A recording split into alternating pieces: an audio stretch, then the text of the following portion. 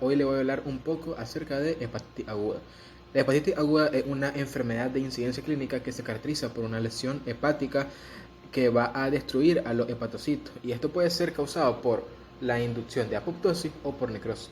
En la presentación clínica vamos a tener que los pacientes van a cursar sin síntomas o con manifestaciones clínicas aparentes, en los cuales algunos van a resolver o se va a resolver la enfermedad y se va a recuperar la salud, y los otros van a presentar pues una evolución más grave, causando la muerte por insuficiencia hepática, por ejemplo. Y todos estos valores se van a tomar en cuenta por medio de diagnósticos de laboratorio como prueba hepática. En la etiología vamos a tener de que hay una gran variedad de etiologías, pero las principales son las infecciosas, y eso es causado por virus, bacterias y parásitos. Pero lo que nos compete ahorita son los virus, que son causados por 5 tipos de virus que son los más recurrentes, que son virus de hepatitis A, B, C, D y E. Entre los virus de la hepatitis A y E van a compartir algunas características, como por ejemplo la transmisión, que la transmisión es de fecal oral, y eso se visualiza en pacientes que no tienen una buena higiene. También es que estos no van a evolucionar a una cronicidad, o sea, no van a ser crónicas. Y entre el virus de la hepatitis A y E, el que más daño causa el virus de la hepatitis E, porque va a tener una mayor tasa de mortalidad en mujeres embarazadas del 15 al 20%. Entre el virus de la hepatitis B, C y D vamos a tener de que si van a evolucionar a una forma crónica, su transmisión de los tres es por vía parenteral, por transfusión sanguínea o por transmisión sexual, y vamos a tener de que el que más daño causa es el virus de la hepatitis C, que puede evolucionar a un hepatocarcinoma o a una cirrosis hepática. La cronicidad va a depender si el niño, por ejemplo, si el paciente es un niño, tiene un sistema inmunitario inmaduro, o si el paciente tiene alguna enfermedad subyacente o está inmunodeprimido, como la mujer embarazada. Estamos a la hora del mecanismo de daño, que es por hepatitis aguda viral, vamos a tener que es causado por dos. Primero es un daño hepático directo causado por la activación, por ejemplo, de vía apoptótica dentro de la célula, o por una replicación viral que es causada por la respuesta inmune que se genera en contra de los hepatocitos, destruyéndolo. Después vamos a tener que es por medio de la expresión de antígenos virales de superficie sobre la célula hepática, y eso lo que va a causar es que haya un reclutamiento de linfocitos T, en los cuales no van a reconocer a los hepatocitos y los van a destruir. Otro agente etiológico vamos a tener la hepatitis aguda tóxica, que es causada en su gran mayoría por la administración de fármacos, que puede ser con dosis o sin dosis. Y esto vamos a tener de que son muy variables, pero algunos ejemplos tenemos por la eritromicina, la acetaminofén, después tenemos los estrógenos o los anticonceptivos orales o la diclofenaco inclusive. El mecanismo de daño de esto puede ser por tres causas, porque hay una interrupción en la homeostasis de calcio intracelular, que lo que va a causar es que se vaya a desmantelar la fibrila de actina que se encuentran en los hepatocitos y los va a destruir. También puede ser por la activación de vías apoptóticas por medio de los factores de necrosis tumoral, o por una falla en el metabolismo de los ácidos grasos, o por falta de respiración aerobia por una inhibición de la acción mitocondrial. Después vamos a tener resulta importante a recalcar antes de ir a la otra etiología de que menos del 10% de los pacientes que tienen hepatitis aguda tóxica van a desarrollar una insuficiencia hepática aguda. En la hepatitis aguda alcohólica vamos a tener que el agente etiológico es el etanol. El etanol, ¿cómo va a causar daño? El etanol va a producir NADH, va a producir acetaldehído y acetato, que todo esto van a generar estrés oxidativo, y lo que van a hacer es producir inmunógenos.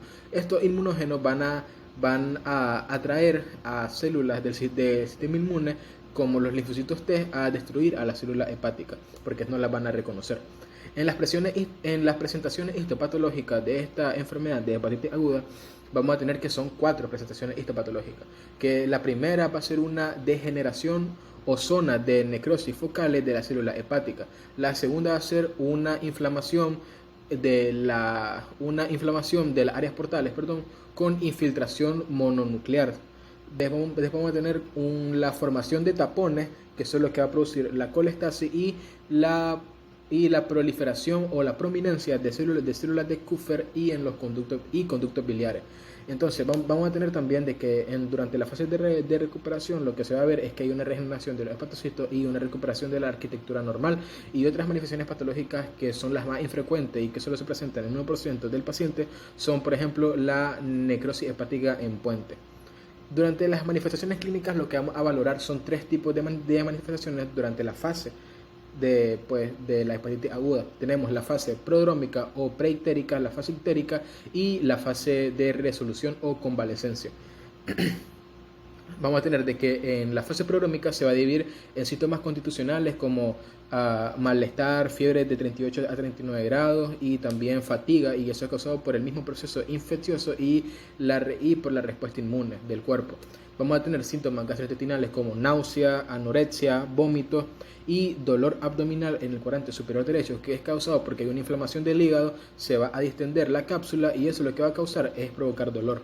Vamos a tener síntomas extrahepáticos como cefalea, mialgia, artralgia y artritis, que estos últimos van a ser producidos porque el hígado va a producir inmunocomplejos. Entonces, esos inmunocomplejos, cuando se vayan a depositar a los tejidos, eso lo que va a hacer es una liberación inflamatoria de células, por ejemplo, como la bradicinina y la cefalina, que lo que van a producir es una sensibilización de las terminaciones nerviosas, causando el dolor.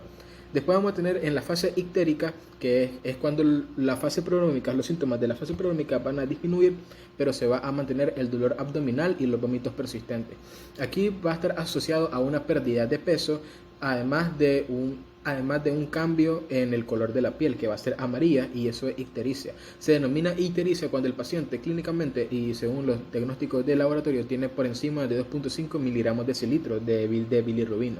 La ictericia va a ser causada porque hay mucha bilirrubina que se está produciendo, o sea, va a haber mucha bilirrubina porque la bilirrubina se va a seguir produciendo por el hígado, pero no se va a poder excretar porque hay tapones biliares. Entonces eso es lo que va a causar la coloración amarilla de la piel y la hiperbilirubinemia directa, porque se está produciendo todavía, y eso va a tener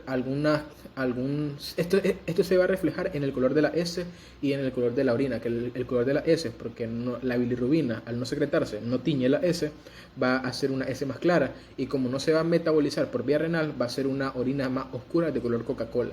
Algunos otros síntomas que son menos frecuentes, encefalopatías, porque la bilirrubina pues no va a haber una degradación de los metabolitos tóxicos como el amonio o la glutamina, entonces eso va a hacer que se acumule y al ser neurotóxico va a causar un cambio morfológico en las neuronas.